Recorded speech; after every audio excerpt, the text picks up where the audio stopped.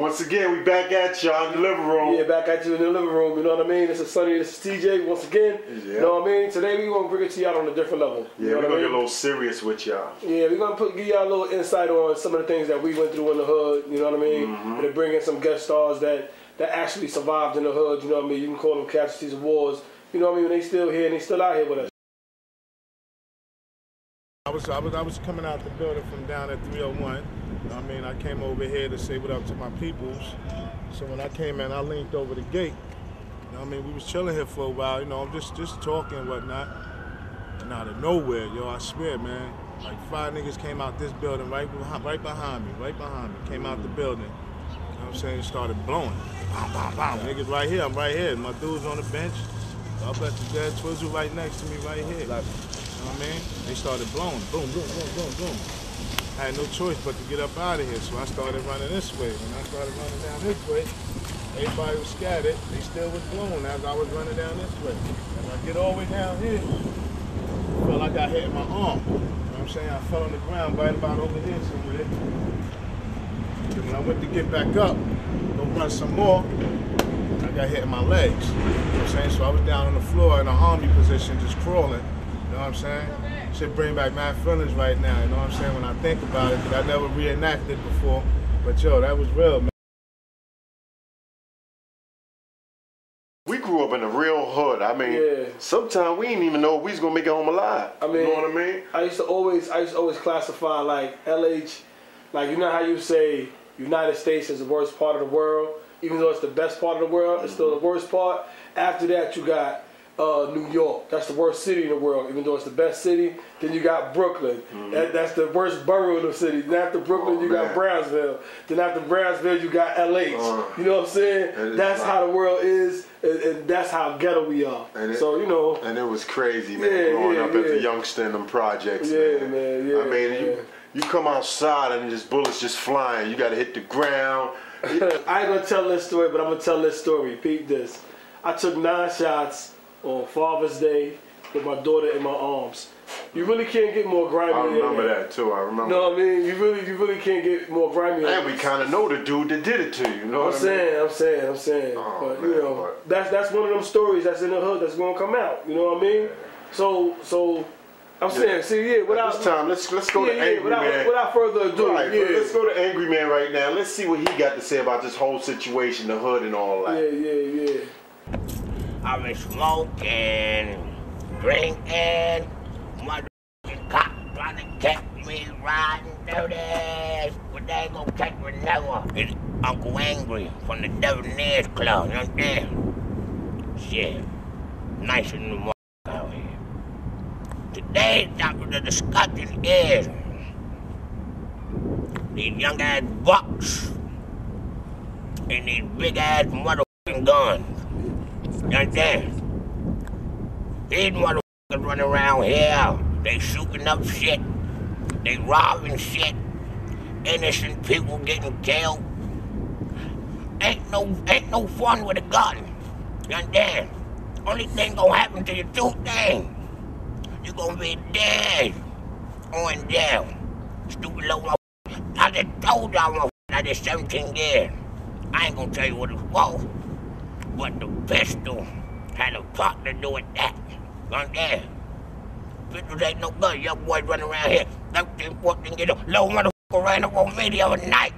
I was a rock that thing, goddamn 77. The nigga said, old nigga, he ain't recognize a pimp or player. Nigga had a big ass shit, look like a rocket launcher. Scared the fuck aside. I told little nigga, I ain't got shit. He took my gold tooth. He took it. Took my jewelries, but that what the gun did, understand? 2 days later, I hear a little nigga shot. Guess what? Another little nigga with a gun. They busting these guns, go bust a few nuts. You know what? I ain't gonna get into a little nigga having me scared without I want to play him. Till the next time, Uncle Motherfucker Angry, I'm out of here. I'm rolling, smoking. The police trying to get me riding dirty. We back at y'all in the living room with our guests. Know what I mean? Yeah, that Angry Man is on some other bullshit. Yeah, he got a lot of the system too, boy. Hey. Yeah, like I said, we back with our guests, you know what I mean? You can introduce yourself. My name's Jala, 301, Langston Hughes. That's what's up. Brownsville, shout out. Shout out. That's what's up.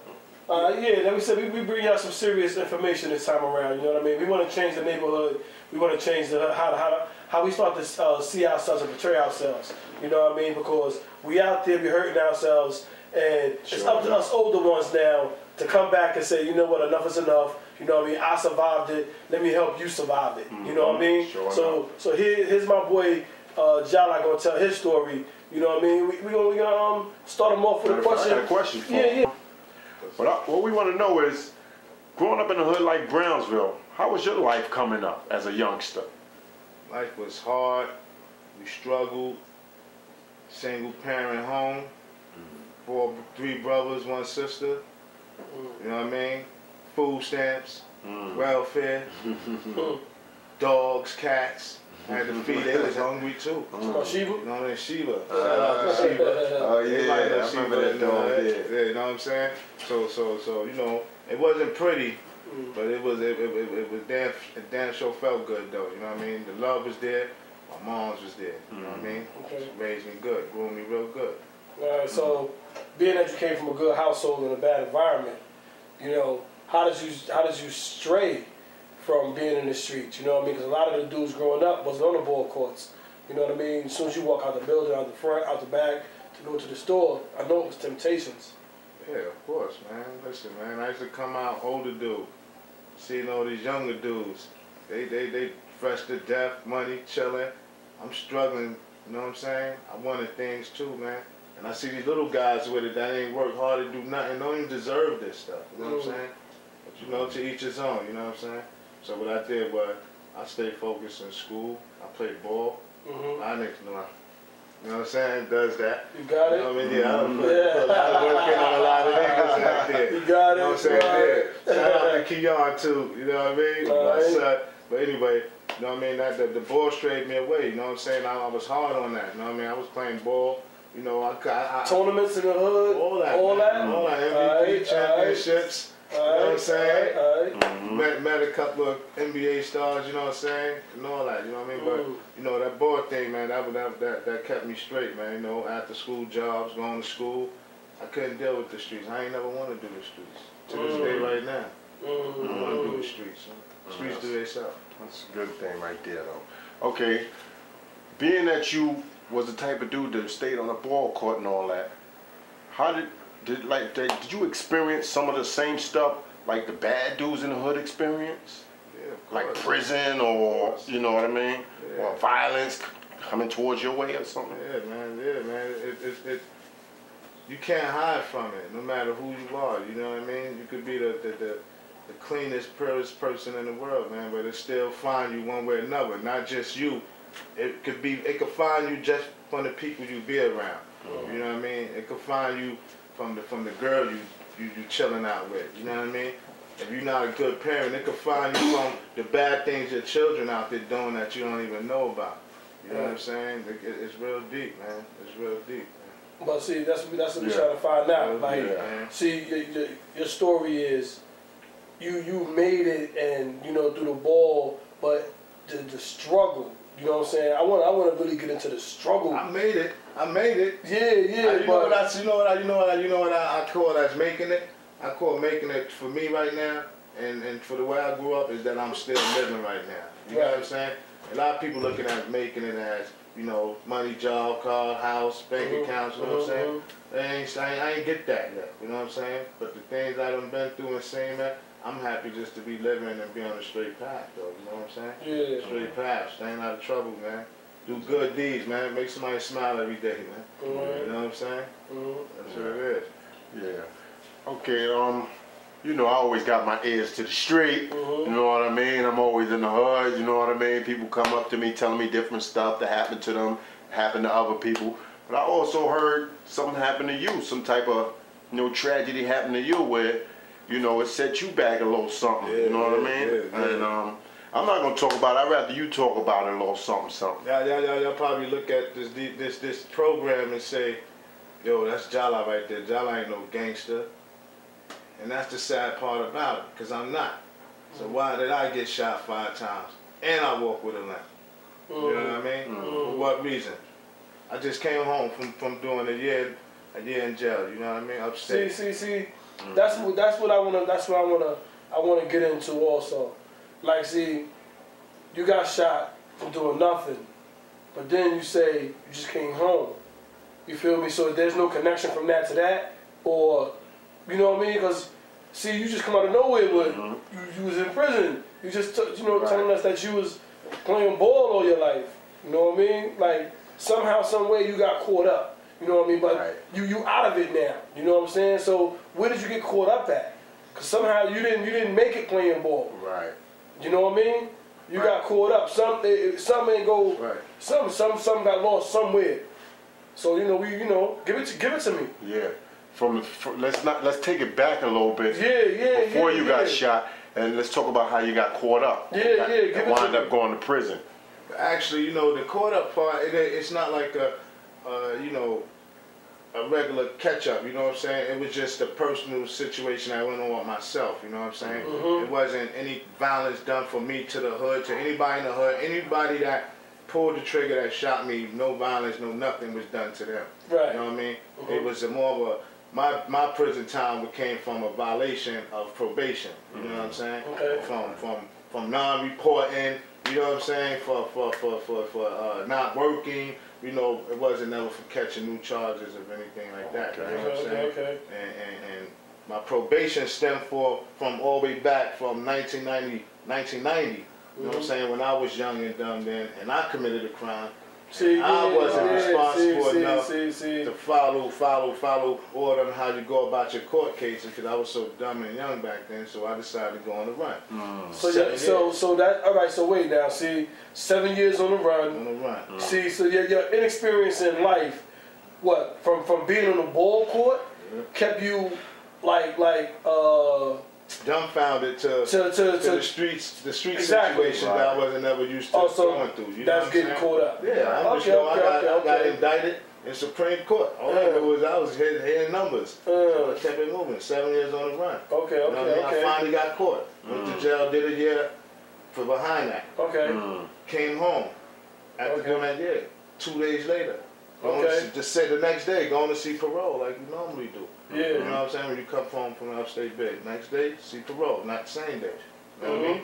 I'm going to see parole. Time I get walking out the building, I see a couple of buddies from 301. I'm walking down to 315. I get down there, say what's up to my buddies. We talking, and next thing I know, gunfire. Erupt all around us. Everybody running, scattering. Automatic handguns or all type machine guns? It was little everything. It was about 5, 6 different guns. Wow. You know what I mean? So after the gunfire cleared, I'm laying on the ground, gunshot in my arm, my legs, end up getting shot 5 times. You know what I mean? So that's or one bullet was found in you, or all 5 was in me. I still got 4 in me now. Was it all from the same gun? Calibers, no. Oh yeah. Calibers. Wow. 4 still in my body now. Wow. I mean, one fell out when I was in the shower. That's what I'm trying to tell y'all. Sometimes we just be chilling and bullets just ring out, and sometimes you don't know if you're gonna make it home. You know what I'm saying? Yeah, it's real sometimes. We like to throw it at you like, regular conversation, and then hit you with it like, yo, you could just be there. I want them to look at my story as a regular dude from just living in the hood. Not a gangster, not a thug. Yeah. Not rich. How many children you have? You said you got children. You take care of your children. Yeah, 5. Yeah, see, family man. Shout out to Dewey Tata Kareem Jr. Malaysia. Yeah, see, family man. So that's what it's about, you know what I'm saying? Anything can happen to anybody at any time. You know what I mean? That's one of the points we're trying to get across, you know what I mean? I mean, y'all may talk about y'all hood, but our hood is totally different. Totally different. You can survive here, you survive anywhere. Because there's a lot of young dudes that I grew up with ain't make it past their 25th birthday. Yeah, whether it was their fault because the way they lived their lives, or whether it was just walking the dog. You know what I mean? They ain't here, and it's time to change. At the end of the day, everybody their own character. You do good, you do bad. Regardless, you still got people that love the bad people. You got people that love good people. Even if a bad person get killed, you still got people who love him. You know what I'm saying? That still miss him and everything. And I want to shout out to God bless his dad, to Joel. You know what I mean? He died on my birthday. Little Stratford come see him come up. You know what I mean? Shout out to his family and all that. Alright? So that didn't make it. There's a lot of those. You gotta keep going. A whole lot of those that didn't make it. Rest in peace. Shout out to all y'all that didn't make it. You know what I mean? Yeah, shout out to the mothers and the fathers that's dealing with the losses. And we want to talk to a few of y'all mothers too. Yeah, they're gonna be on the couch next time. Yeah, you know what I mean? We want to thank our special guest, Jala. Yeah, thanks for coming out, my brother. You know what I mean? Thanks visiting for the living room, giving us love, coming keeping to it the real. living room.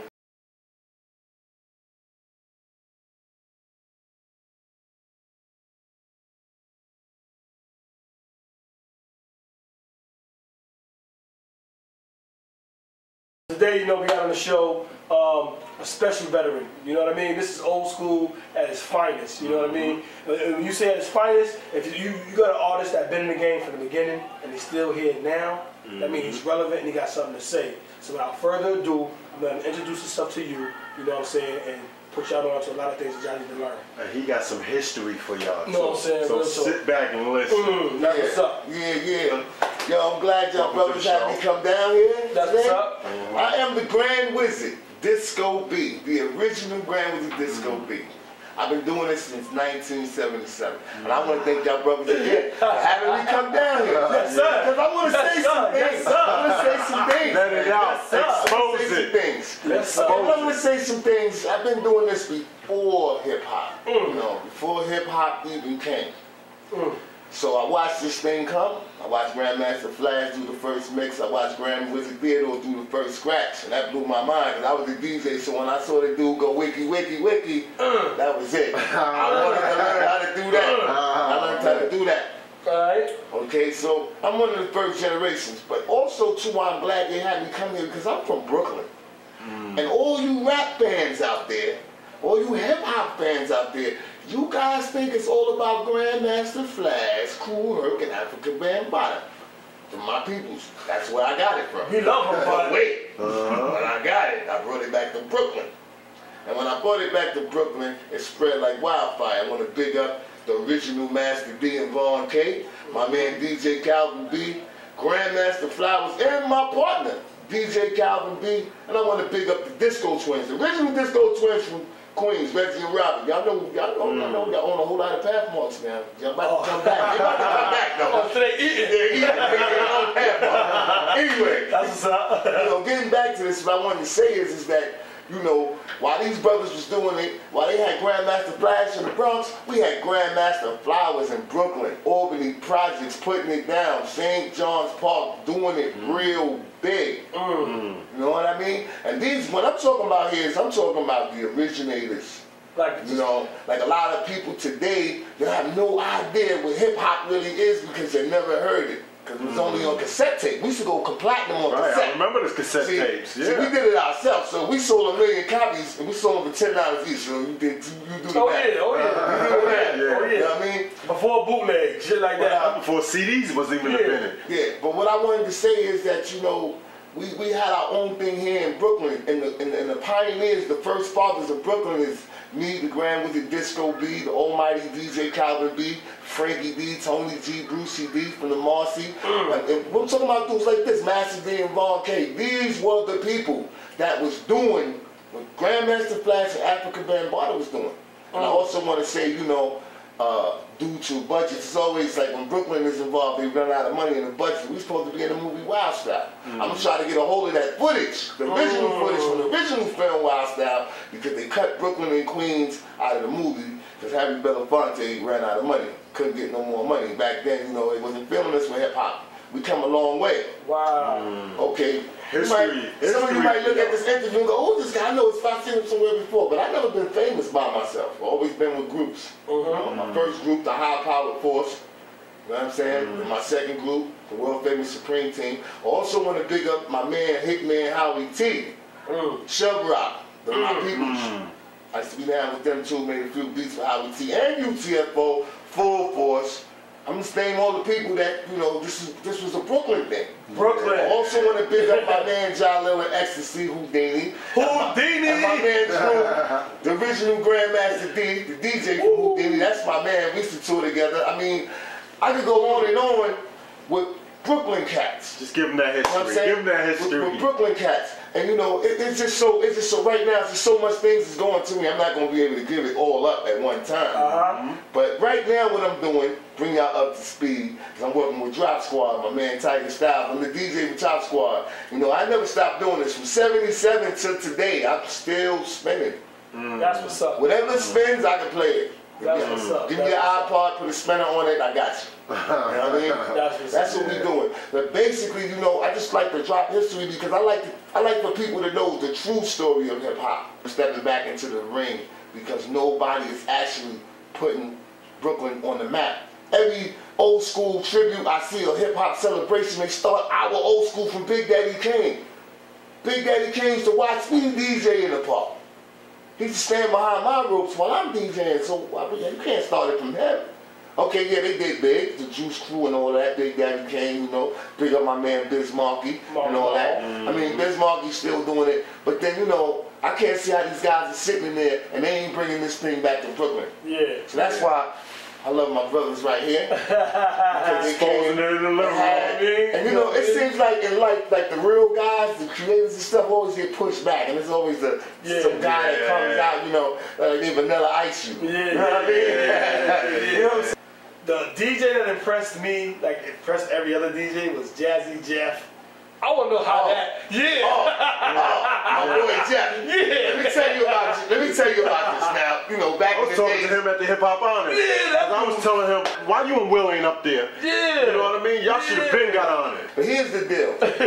Jazzy Jeff didn't invent that transformer scratch that okay. Here was the deal. Grandmaster Flash used to do that scratch. But he never thought about calling it the Flashformer.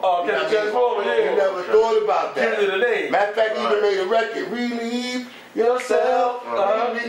That's the Transformer scratch right there. Now, Jeff learned the scratch, so we go out to Philly. We used to go to Philly. I want to pick up my man Jazzo from Austin. Jazzo, the dude that put Jay-Z on. I want to pick up my man Jazzo. Alright, what up, Jazzo? Jazzo was going to college and out there in Philadelphia, and you know, we had this Philly Marcy thing going. We used to go out there, and I remember I went to a party out there at the college. And the DJ was Jazzy Jeff, and I saw this guy, and I thought I was the man. I thought I was the ancient Chinese secret. That guy was nice. So I big up Jeff. But you didn't admit it. Cause you know what you call that? When somebody makes something and you make it better, what you call that? Innovator? Yeah, he innovated it. Big up to Jazzy Jeff, original DJ, doing his own thing. Cause check this out. Believe it or not, all the DJs that mix right now, they mix like 3 DJs. Jazzy Jeff, my man Hitman Howie T, and me Disco B. Wow. At my time, you had to do your own scratch. I couldn't do your scratch or his scratch. They were booming. So I had to bring my own. I started the stutter scratch. Gotta be creative. I invented that. I put that to the game. Y'all hear that? My man Howie T brought out the that do now. You understand what I'm saying? Put that in the game. And everybody mix like that right now. Everybody mix like the mixes right there. Everybody do that. And Jazzy Jeff innovated the Transformer, and you take those 3 scratches together, and every DJ that today, they're mixing like me, you don't know me. Wow. You know what I mean? Because you got one of your forefathers on the couch right there. Because I used to be the DJ at USA Roller Skating. When any of y'all old heads used to go to Queens to USA Roller Skating ring, the DJ was only 2 DJs ever. Baby J, big up Baby J, that put me on. I went in USA. It was Disco B and Baby J at USA Roller Skating ring. And a lot of DJs used to come here to see us do what we do. And then we go to their show and we see them doing what we did. We used to be proud. But I'm not so proud right now because dudes don't get props when they go. And I don't know how y'all gonna forget Gotta give homage. Gotta pay homage. How y'all gonna forget Disco B from Brooklyn? How y'all gonna do that? How? It's impossible. So now it's like, so now I gotta speak up. I got to get back on the forefront. so I can put my borough in the position where they've been. We embarrassed by you. Who we got in the Hall of Fame? Who we got in the Rap Hall of Fame from Brooklyn? I don't think we got nobody. Only Jay gonna be there, and Big gonna be there because it's that. Oh, that's another thing. Jay-Z. Yeah, Jay-Z. Now, I'm from Marcy, I just know who he is. But if the man used to be down with Jazz, we used to be in the same group back in the day. No, we see the Hawaii. But I love Jay-Z because everything he spit, I visualize it because he's still talking like he and Marcy. Alright. You know what I mean? Still talking like he and Marcy. I wish you and Jazz, man, you and Jay, man, I wish y'all two get it together, man. Get back together, man, because y'all make good music together. Jay, man, you got that Jazzy Brothers style, man. Everybody know what I'm talking about, the Jazzy Brothers with DJ KG and all of my man Whip Wop, my other man Disco, my man Cocaine. I'm naming the Jazzy Brothers, man. This is where Jay-Z was born from. He was born from the leader of the Jazzy Brothers, Johnny B, a.k.a. Jazzy B, a.k.a. Jazzo, a.k.a. Big Jazz. Yeah, he had that many names. Wow. That's my man. One thing I wanted to say, Brooklyn gave hip-hop its culture. You see, the guys in the Bronx DJ'd, but the Brooklyn cats gave it a swag. With the style. Went to the parties and filled up the parties. Like now, you see the pants hanging down? We started that. That's the third thing. That's Brooklyn. See, Brooklyn cats, you knew where dudes were from back in the day. Nowadays, everybody dressing like we got MTV all over the world. They see it. The rappers come on with clothes, they see it, and everybody do it. But how we did it was, we knew where you was from by what you had on. And Brooklyn cats, we didn't do certain things. And Brooklyn cats, we wore Spitfire Kango's mind. We wore Clark's Wallabies mind. All day. All day long, man. Beaver Kango that me out here. You know what I'm saying? Travel Fox. Travel Fox. We wear these clothes, man. We wear these clothes in Brooklyn. That era was the Timberlands with the shorts. They came through with the Timbs and the shorts. They knew you was from Brooklyn. Shorts, every style. And you never see of the hip hop culture. The way you see rappers fitted on. This is Brooklyn. This is Brooklyn. And if you had on other clothes, we knew you was from out of town. We was like, why he wearing those, man? We don't do those. But it's all about, it's about getting together, having a good time, entertaining people, you know what I'm saying, coming together with family. But don't forget the battles. The battle now. We're gonna battle. There's gonna be battle. See, because that's what makes the whole game interesting now. Because you have the battles, and when you have the battles, we get to see who's the best. It ain't no guessing who's the best. But I think brothers take the battle thing too far. It's supposed to stay behind the turntables, behind the mic. Right. You understand? They ain't never supposed to get where I'm gonna shoot at you, I'm gonna hit you. No. If you that mad, then take that anger and put your pen to that paper. To that paper. When you take your beat making skills, you get mad, you take it out on the machines and let that anger come through your music. I guarantee you, you never lose. You'll be one of the baddest dudes. I dream about killing. Smash his whole side of my face. We both gunning at each other, and he popped me and I popped him. In my hood, gotta watch them niggas that watch you, them same niggas. Be the niggas that pop you, but not me. I'ma be that nigga to fly through, and I'm sending them low niggas with missiles to pop dude. Richer than prior, applying the fire, and the cops too. Snitches, when wire supplying, nobody knew. You already know, don't shit happen when cops shoot you. Niggas, chill, chill. My hood going underwater.